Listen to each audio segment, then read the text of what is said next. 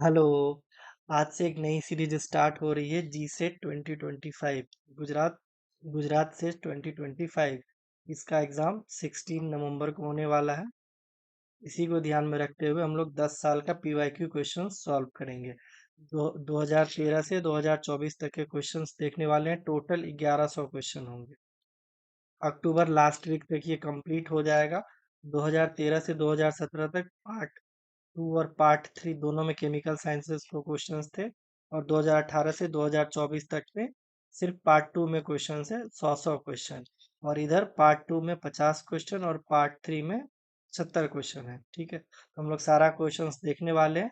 Start कर रहे हैं आज से हम लोग 2023 का पार्ट 2। ठीक है, एक वीडियो में 25 क्वेश्चन होंगे। ठीक है, अराउंड 40 क्वेश्चंस, 40 लेक्चर्स लगेंगे। एक वीडियो में 25 क्वेश्चन रहेंगे। ठीक है, स्टार्ट करते हैं आज का first question.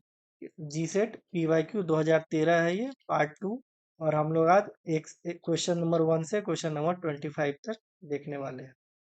First question, which of the following the most general property of all transition metal, all transition element. ठीक है, देखो हमको पता है सारे मेटल होते हैं, वेरिएबल ऑक्सीडेशन स्टेट शो करते हैं। पैरामैग्नेटिक सारे के सारे नहीं होते। अनपेयर्ड इलेक्ट्रॉन होगा तो पैरामैग्नेटिक होगा, पेयर्ड इलेक्ट्रॉन है तो पैरामैग्नेटिक नहीं होगा। जैसे जेड एन, इसमें पेयरिंग, ऑल इलेक्ट्रॉन पेयर है तो ये पैरामैग्नेटिक नहीं होगा, ये डायमैग्नेटिक होगा। इसका एग्जाम्पल है ये। ठीक है, द ऑल फॉर्म कॉम्प्लेक्स, ये भी सही है।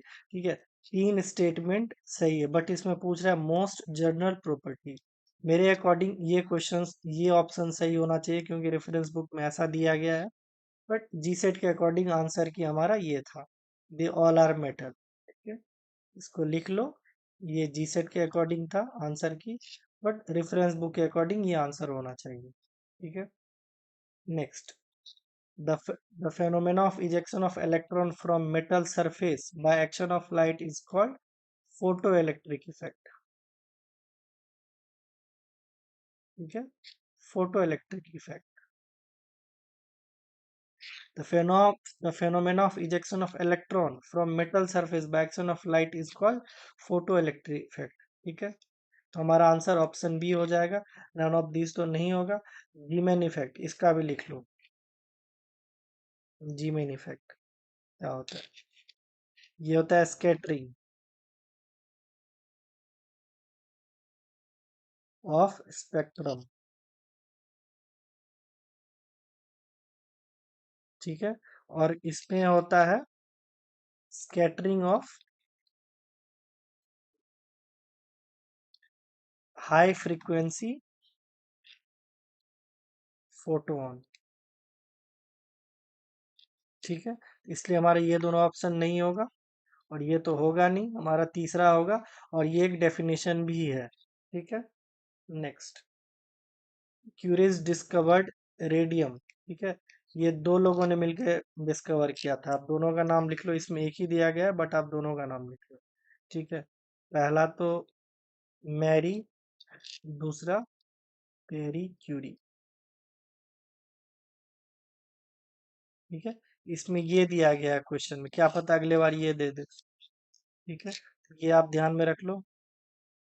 बाद बाकी तो पहले बहुत इजी क्वेश्चंस आते थे, उतने ज्यादा नहीं है जिसमें अब ज्यादा टाइम दे। मतलब थियोरी बेस्ड क्वेश्चन है, ज्यादा सॉल्व करने वाला है ही नहीं क्योंकि इसमें सारा याद कर रखने वाला ही है। अगर आपको याद है तो हो जाएगा, नहीं है तो नहीं होगा।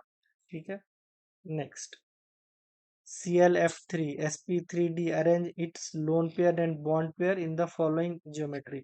देखो ClF3, ऐसे देखो 7 अनपेयर्ड इलेक्ट्रॉन होते हैं। चलो 1 2 3 4 5 6 7।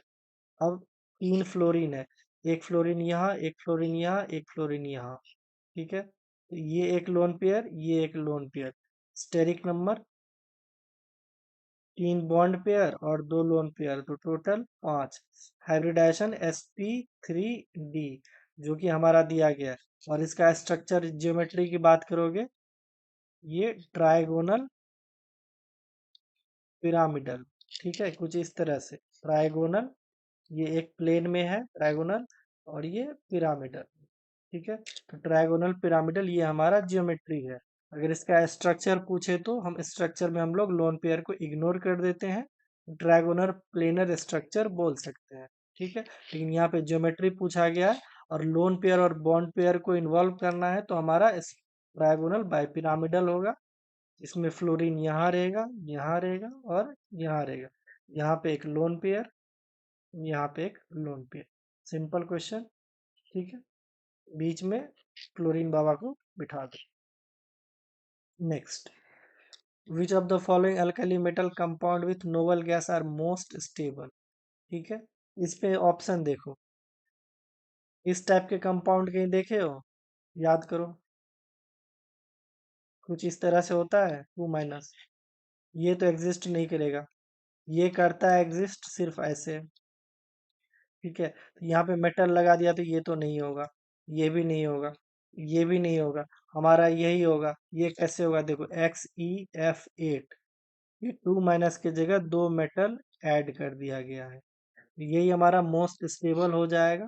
ठीक है, हमारा आंसर ऑप्शन बी सही हो जाएगा। यहाँ पे मेटल नहीं होना चाहिए। ठीक है, अगर यहाँ पे मेटल डालते हम लोग तो ये कुछ इस तरह से हो जाएगा -1। ऐसा एग्जिस्ट नहीं करता है, इस तरह से एग्जिस्ट करता है, हम लोग केमिकल बॉन्डिंग में पढ़ चुके हैं। Next, correct name of the complex, इसमें इसका नाम पूछ रहा है। देखो सबसे पहले तो यहाँ आ जाओ, या उससे पहले आप ऑक्सीडेशन स्टेट निकालो, तो कोबाल्ट +3 में है। ठीक है, एक्स ये न्यूट्रल है तो, और इधर -3, ये +3 में आ जाएगा। ठीक है, +3 इसको तो हटा दो, ये ऑक्सीडेशन स्टेट दिया गया है। ठीक है, अब देखो यहाँ पे सबसे पहले इसको लिखा जाता है, अमाइन है और कितना है 6 है, तो हेक्सा अमाइन, हेक्सा अमाइन हो जाएगा। ये तो वैसे भी नहीं, हाँ हेक्सा अमाइन सही है। उसके बाद 3 क्लोराइड है, सिंपली क्लोराइड लिखते हैं, ट्राई क्लोराइड नहीं लिखते हैं। ठीक है, ये कोऑर्डिनेट स्क्वायर के बाहर है, इसको हम लोग सिंपल टर्म में लिखते हैं क्लोराइड, ट्राई क्लोराइड नहीं लिखते हैं। ठीक है, यहाँ पे हेक्सा अमाइन पहले होना चाहिए था तो बाद में दिया गया, इसलिए ये भी नहीं होगा। हमारा आंसर ऑप्शन बी सही हो जाएगा। ठीक है, डी भी नहीं होगा, सी भी नहीं होगा। Next, which of the following structure is expected when dsp2 orbitals are used in the bonding। देखो dsp2 ऑर्बिटल हमको अच्छे से पता है स्क्वायर प्लेनर होता है, ये कोऑर्डिनेशन में हम लोग पढ़ते हैं। ठीक है, dsp2 इसका ये हाइब्रिडाइजेशन है, इसका स्टेरिक नंबर 4 होता है। ठीक है, स्क्वायर प्लेनर। अगर इसके एग्जाम्पल की बात करोगे तो सबसे वेल नोन एग्जाम्पल है निकेल का स्ट्रॉन्ग फील्ड लिगेंड के साथ ये, इसमें निकेल +2 में होता है, निकेल +2 और स्ट्रॉन्ग फील्ड लिगेंड के साथ ये इनर ऑर्बिटल कॉम्प्लेक्स बनाता है, आईओसी बनाते हैं इनर ऑर्बिटल कॉम्प्लेक्स, जिसमें सारे इलेक्ट्रॉन पेयर हो जाते हैं, उसका dsp2 हाइब्रिडाइजेशन होता है। ठीक है, इसका स्क्वायर प्लेनर हो जाएगा। वैसे यहाँ से भी देख सकते हो dsp2 है। ठीक है, इसका स्टेरिक नंबर 4 है, यहीं पे दिया गया है 4। ऑक्टाहेड्रल का तो 6 होता है, स्क्वायर बाय पिरामिडल है, स्क्वायर पिरामिडल होता है तो 5, स्क्वायर बाय पिरामिडल तो 6। ये भी नहीं होगा, ये भी नहीं होगा। टेट्राहेड्रल, टेट्राहेड्रल का तो सबको पता है sp3 होता है, इसलिए ये भी नहीं होगा। अगर ऑप्शन एलिमिनेशन से भी जाना है तो भी हो जाएगा, नहीं तो इस बहुत इजी क्वेश्चन है ये।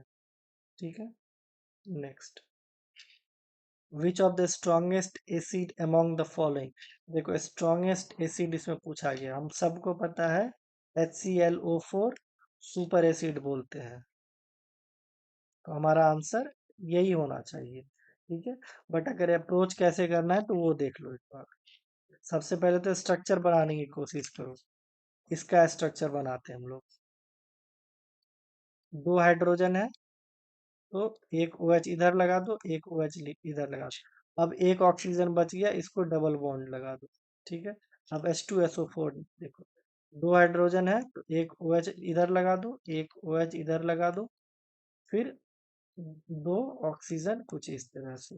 अब इसको देखो, इसमें 2 हाइड्रोजन है, इधर भी 2 हाइड्रोजन है, फिर यहाँ पे एक डबल बॉन्ड। अब HClO4 को देखो, एक हाइड्रोजन है, एक OH, बाद बाकी 3 O डबल बॉन्ड के साथ। ठीक है, ये तो स्ट्रक्चर बनाना आता ही होगा। ठीक है, अब इस पे करना कि हमको रेशियो निकालना है डबल बॉन्ड और सिंगल बॉन्ड का।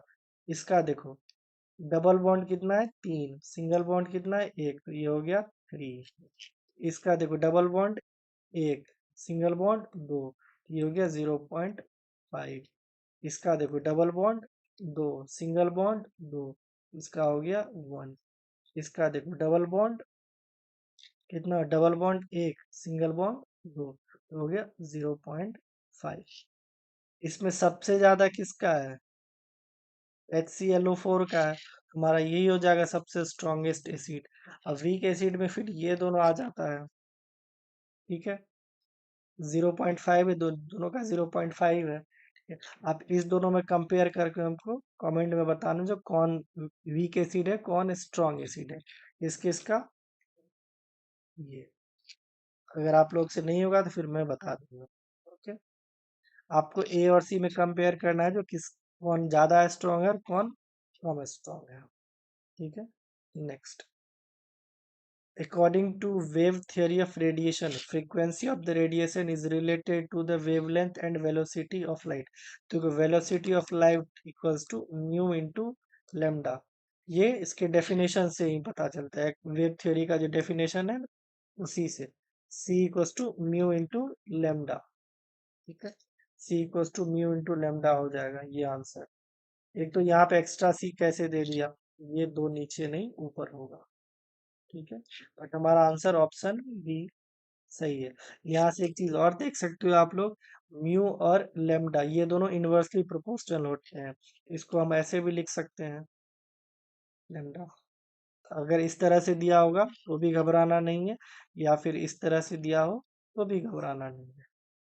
ठीक है, आंसर हमारा बी है। ये एक डेफिनेशन के थ्रू हमको याद रखना है, C equals to mu into lambda, ये याद रखना है बस। Okay, next. H2O2 is diamagnetic, paramagnetic, ferromagnetic, ferrimagnetic. देखो H2O2 एक ओपन बुक स्ट्रक्चर है, सबको पता है ओपन बुक स्ट्रक्चर। और ये इसमें no unpaired electron. Lewis dot structure के थ्रू हम लोग देखते हैं, ओपन बुक स्ट्रक्चर है इसका H2O2। इसमें एक भी अनपेयर्ड इलेक्ट्रॉन नहीं होता था। जब एक भी अनपेयर्ड इलेक्ट्रॉन नहीं होता तो मैग्नेटिक तो शो करेगा ही नहीं। ये भी नहीं होगा, ये भी नहीं होगा, ये भी नहीं होगा। हमारा आंसर ऑप्शन ए सही हो जाएगा, क्योंकि एक भी अनपेयर्ड इलेक्ट्रॉन नहीं है तो diamagnetic, simple. Next. In NaCl crystal each chloride ion is surrounded by. देखो NaCl एक FCC है, फेस सेंटर्ड क्यूब। ठीक है, कुछ इस तरह से होता है इसका स्ट्रक्चर। इसमें देखो ये क्लोरीन है और ये Na+ है, यहाँ पे दिया गया है।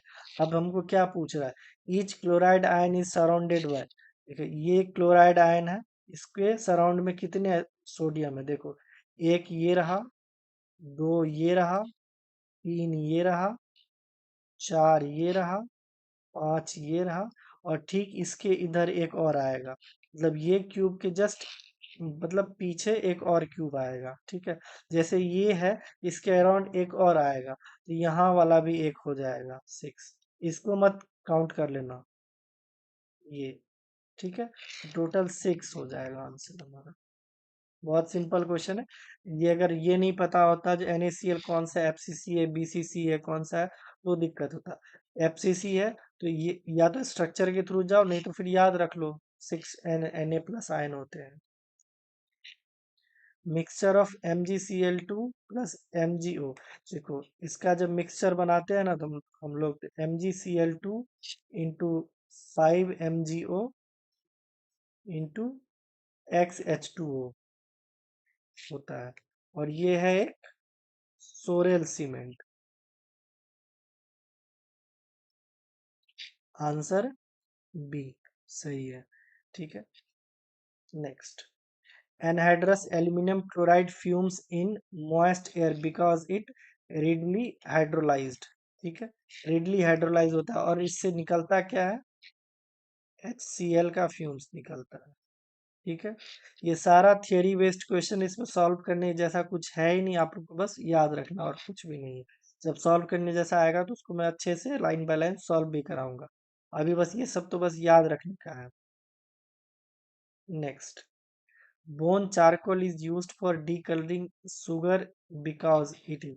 देखो, बोन चारकोल जो है एक टाइप का एड्सॉर्बेंट होता है।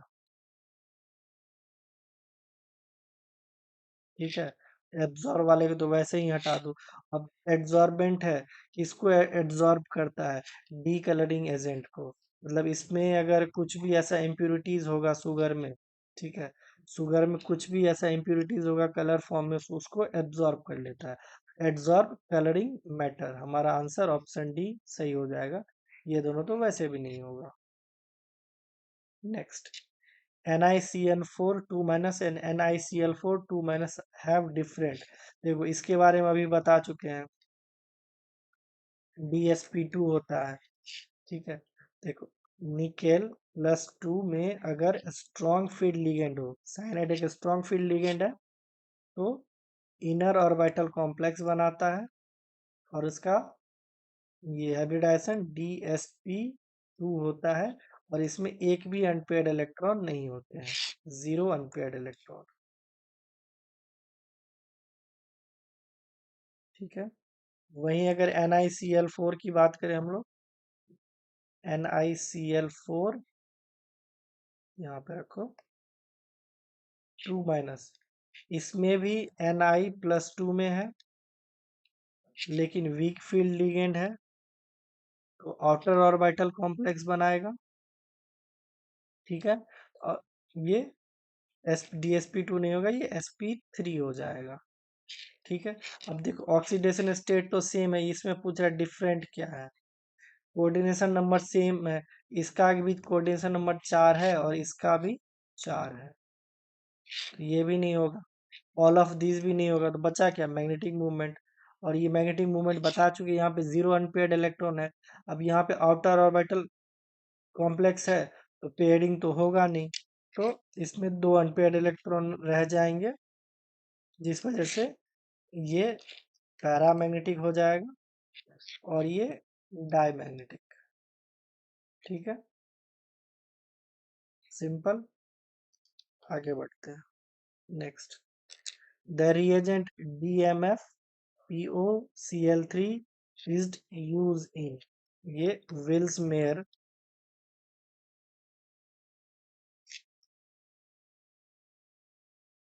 फैक्ट रिएक्शन में DMF और POCl3 यूज होता है। ये आगे ये रिएक्शन का हम अच्छे से डिटेल्स में करवाएंगे, अभी के लिए बस इतना ही रखते हैं। अब देखो, बैकमेट रिएजेंट में स्ट्रॉन्गेस्ट एसिड यूज होता है, लाइक H2SO4 या PPA टाइप का कुछ भी। ठीक है, या और लिख लो, मतलब स्ट्रॉन्ग एसिड यूज होता है बैकमेट रीअरेंजमेंट में। मेयरविन में क्या होता है? CuCl2 होता है, और एक एसिड यूज होता है हाइड्रो कुछ, हाइड्रोलाइक या हाइड्रोलिक कुछ एसिड होता है। मतलब ये तो नहीं होता है, CuCl2 इसका कैटालिस्ट है, ये तो हमको पता है। ठीक है। अब एच वी जेड रिएक्शन में कुछ अभी नाम बोल रहे हैं हम, HVZ, बट DMF तो नहीं यूज होता है। रुको एक सेकंड देख के बताते हैं। HVZ रिएक्शन में रेड फॉस्फोरस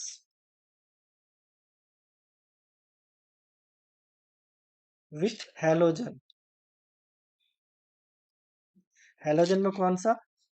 Br2 या Cl2, ये यूज होता है। HVZ क्या है? नाम शॉर्ट फॉर्म है, इसका फुल फॉर्म भी लिख लो, हेल वोल्हार्ड जेलेंस्की। ये एनसीईआरटी का में दिया हुआ है, एनसीईआरटी में। ठीक है। मेरविन में CuCl2 यूज होता है, बैकमेट रीअरेंजमेंट में स्ट्रॉन्गेस्ट एसिड यूज होता है। ठीक है। और HBZ हेल वोल्हार्ड जेलेंस्की में रेड फॉस्फोरस और विथ हेलोजन, और हेलोजन कौन सा? ब्रोमीन या क्लोरीन। ठीक है। विल्समेयर हैक रिएक्शन में DMF with POCl3। Okay. Next, N bromosuccinimide is used for, देखो ये सेलेक्टिव ब्रोमिनेशन करवाता है, सेलेक्टिव ब्रोमिनेशन कहाँ पे, एलाइल पोजीशन पे, एलाइलिक पोजीशन, ठीक है। ब्रोमिनेशन तो है बट ओलिफिन है, एरोमेटिक तो होता ही नहीं, इनोलिक भी नहीं होता है, एलाइलिक ब्रोमिनेशन, ये हमारा बेस्ट आंसर है, ऑप्शन डी, ठीक है। Next, in McLafferty rearrangement of carbonyl compound the compound required the presence of, देखो ये मास स्पेक्ट्रम में यूज होता है ये टर्म, मास स्पेक्ट्रम में,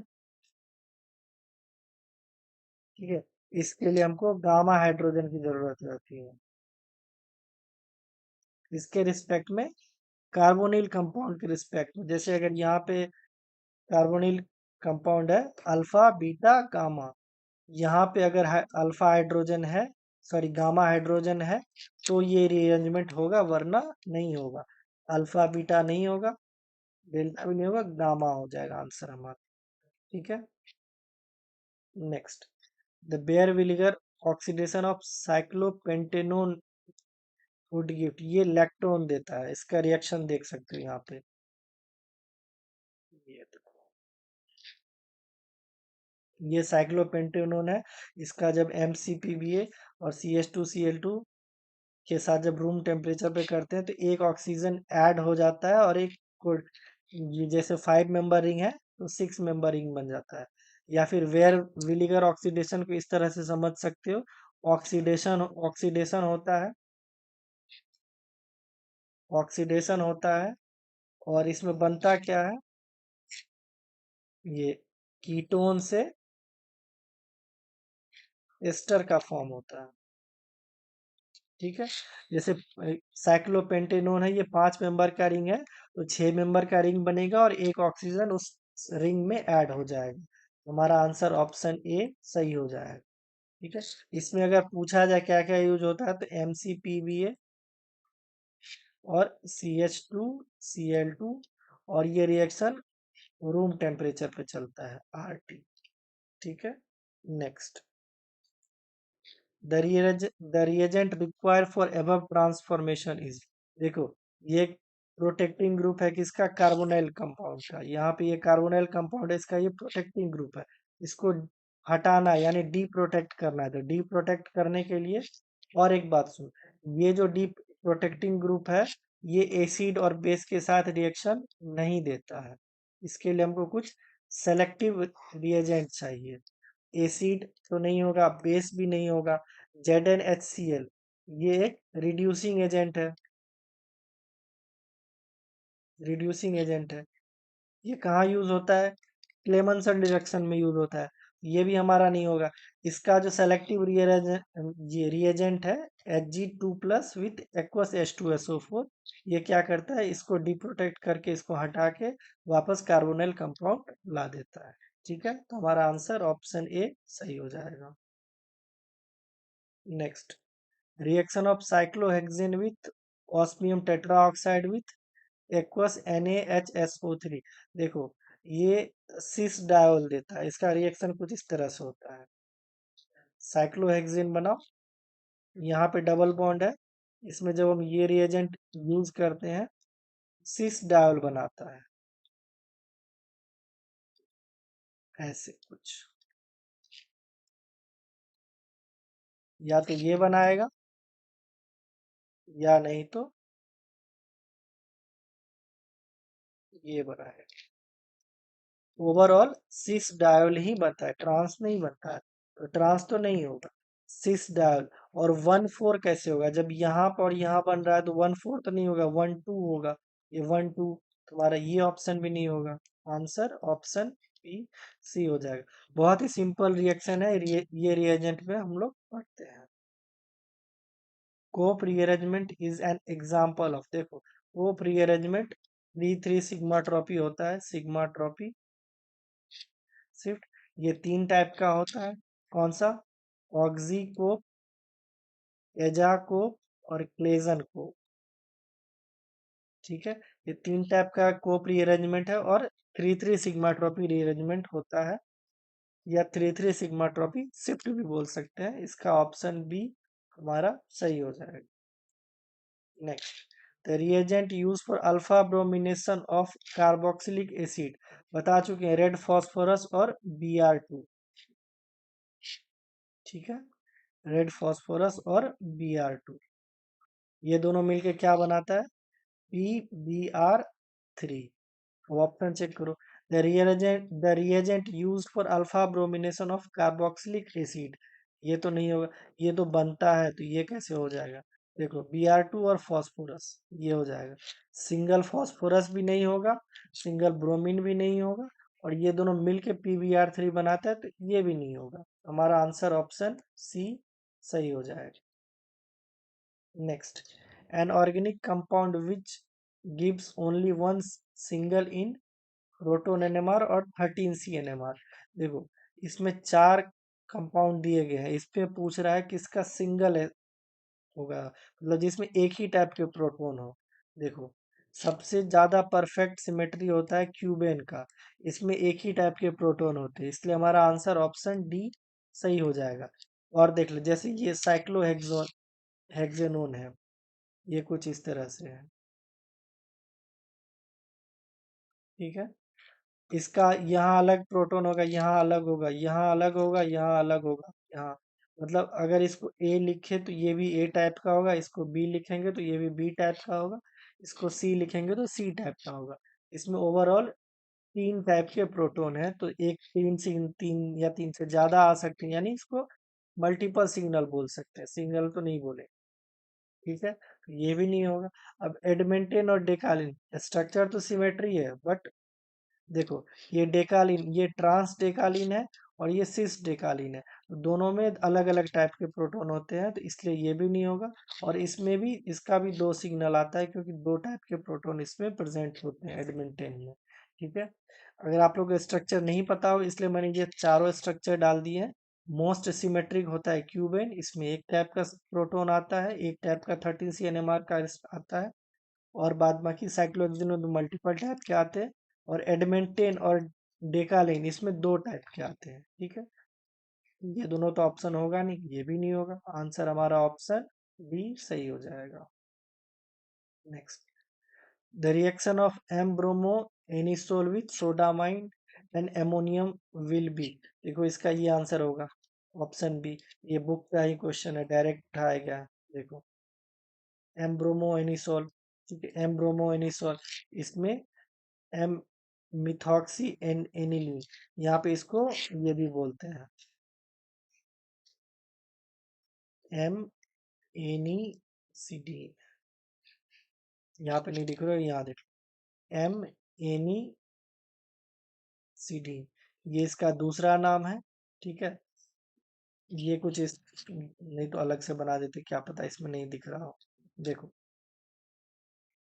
एम ब्रोमो एनिसोल, ठीक है, मेटा पोजीशन पे ब्रोमीन, और ओ एम ई, इसका जब हम लोग रिएक्शन करवाते हैं NH3 के प्रेजेंस में, NaNH2, ठीक है, NaNH2, ये OMe तो एज इट इज रहता है, OMe जगह चेंज भी नहीं करता है, OMe बस यहाँ पे NH2 लग जाता है। ये है इसका कंप्लीट रिएक्शन। ठीक है, इसी का दूसरा नाम है MnCD। ठीक है, ये भी नहीं होगा, पैरा पोजीशन पे भी नहीं होगा, ऑर्थो पे भी नहीं जाएगा, होगा तो ये मेटा पे ही, बट ये OMe को कुछ भी नहीं होता, बस ये ब्रोमीन की जगह NaNH3 ऐड होता है, NaNH2 सॉरी NaNH2 ऐड होता है। हमारा आंसर ऑप्शन बी सही हो जाता है। आज 25 क्वेश्चन हम लोग कंप्लीट कर चुके हैं, आज के 25 क्वेश्चन मोस्टली थ्योरी वाला क्वेश्चन था। ठीक है, आगे देखते हैं, अगर थियरी वाला आएगा तो ऐसी स्पीड में निकलेगा, जहाँ एक्सप्लेन करने वाला वर्क करने वाला होगा थोड़ा टाइम लगेगा। ठीक है, तो आज 25 क्वेश्चन रखते हैं, मिलते हैं इसके 2023 के पार्ट टू में। ठीक है, जिसमें हम लोग 26 से 50 क्वेश्चन करवाएंगे। ठीक है, थैंक यू।